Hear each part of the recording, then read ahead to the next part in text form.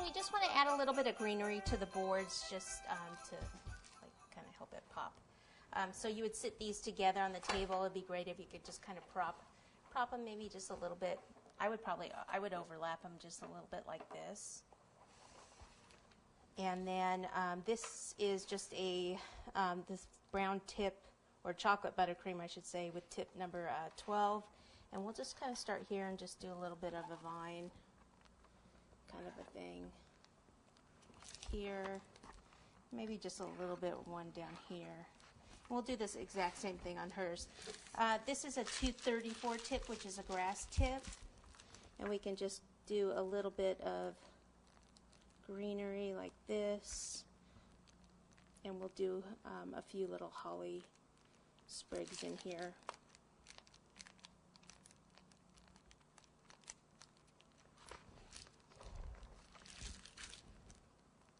So I'm just squeezing, pulling the tip away.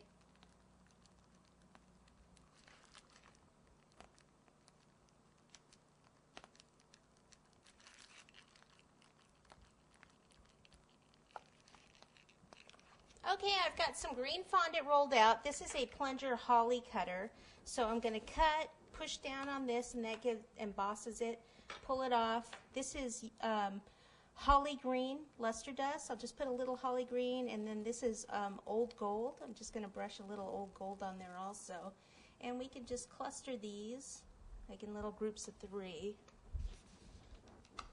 So it's easy if you pop all of them out first and then dust them all. That way you can do all the green and then come back and do the gold here and there. And we'll have one go that way. And you can do 2s or 3s. And then just take some red buttercream, tip number 3, and squeeze 1, 2, 3 little balls there. And you know what? I don't like the air bubbles here. A lot of times what I'll do when I pipe vines is I'll take a stick or a toothpick and just draw and make it look a little bit more like tree branches. And it also gets rid of the air bubbles.